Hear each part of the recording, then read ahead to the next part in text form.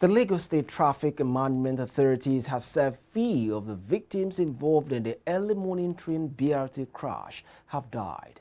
The Director of Public Affairs and Enlightenment Department of the Lagos State Traffic Management Authority, Adebayo Taofiq, said the bus was fully loaded with members of staff of the Lagos government, adding that the driver was not patient enough. He said the train dragged the bus to an extent where some people were also fast to have jumped out of the bus while some were trapped. Taofiq said the accident recorded many casualties as the staff bus was fully loaded with government staff going to the office in the morning.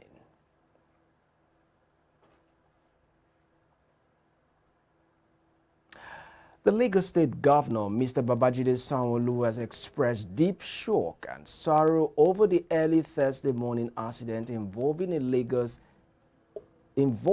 train and a Lagos State government staff bus, which happened between Shogunle and Ikeja axis. A statement signed by Boyega Akosili, his chief press secretary, said the governor, who is saddened by the event, sends deep condolences to the families of those that lost their lives in the accident, praying that God would grant them eternal rest. Governor Sanwo-Olu expressed appreciation to Lagosians who joined the state's first responders in the search and rescue operations, saying the true spirit of Lagos must be sustained at all times. He said government first responders and emergency services are on ground and promised to give updates on the incident. The Independent National Electoral Commission has postponed the governorship and state assembly election scheduled to hold on March 11th by 1 week. The elections will now hold on March 18, 2023. This was made known in a statement signed by the National Commissioner and Chairman, Information and Voter Education Committee, INEC, Festus Okoye, on Wednesday. INEC Chairman Professor Mahmood Yakubu and his commissioners had on Wednesday at 7 p.m. engaged in a closed-door meeting over the governorship election. The decision to postpone the election was reached after the meeting with the INEC chairman and his team. Consequently, all activities pertaining to the exercise are rescheduled, especially the state inspection of sensitive materials at the Central Bank of Nigeria. INEC's decision was due to the Commission's inability to earnestly commence reconfiguration of the bimodal voter accreditation system machines until during the February 25th presidential and National Assembly elections to enable their use in the state elections. President Muhammadu Buhari has commensurate with victims of the Akere spare part market fire incident in Olode Apapa in the Ajegule area of Lagos State. Goods worth millions of naira were destroyed, with the lifeless body of a 65-year-old security guard said to have been recovered near the scene of Wednesday incident. As after the inferno, the president, in the statement by his media aide Gabashew, said he learned with deep sadness the death of a 65-year-old security guard, the loss of personal property and means of livelihood of some hard-working Nigerians at the Akere spare part market. Buhari sympathized with the traders and their families who bear the brunt of the unfortunate incident and are at crossroads after the incident. Buhari said he is equally concerned that a similar fire incident occurred at the popular Balogun market a few weeks ago, calling on relevant authorities to take precautions to stem the tide. The statement added that the president also commended the Lagos State Fire Service for responding to the incident, salvaging a nearby filling station with a 33,000-liter PMS tanker amongst other adjoining buildings.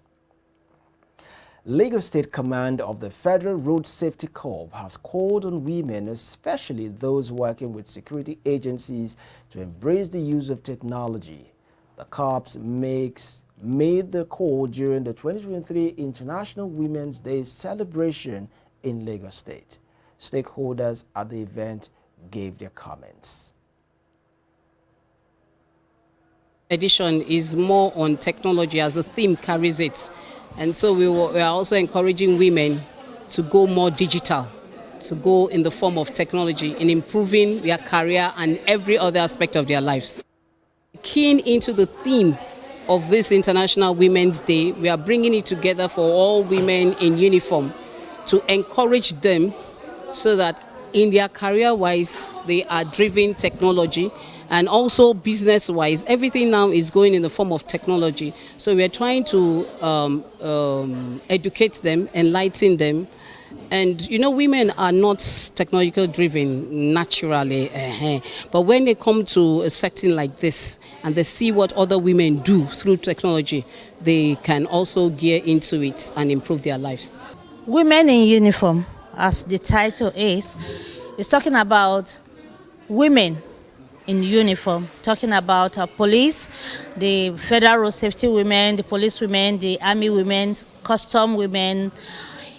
Every woman in uniform, we're celebrating, because today is the International Women's Day, and we are celebrating every woman in the world. This is the day that United Nations has designated for our celebration. And you know, a nation builder is a woman.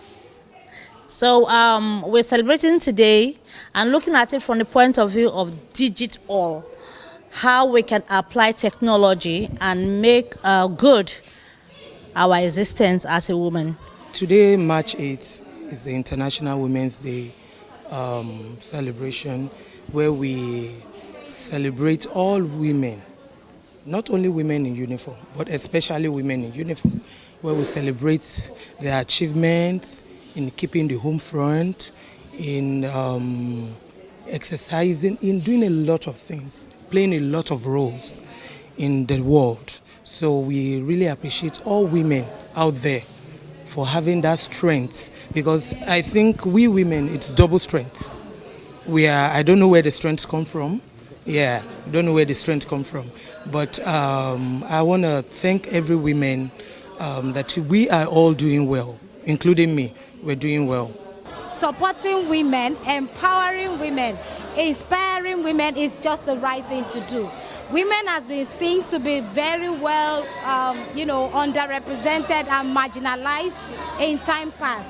And it is high time that we gave them the voice, we gave them the platform for them to also thrive as much as the men are doing. To all women, all mother, both married women and incoming married women, is to take care of our home, to guide our home, to save our home. In times of, when we talk of guide home and take care of home, is the leadership of the Accord Party in Oyo State said they have lost confidence in the party's governorship candidate and former deputy governor of the nation's apex bank, Adebayo Taofiq.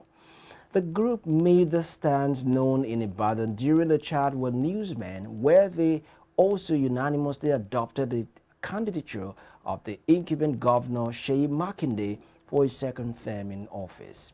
Chairman of the party, Kolade Ojo, explained that this decision was reached due to the impactful initiative of the PDP candidate, which they say cut across all zones of the state.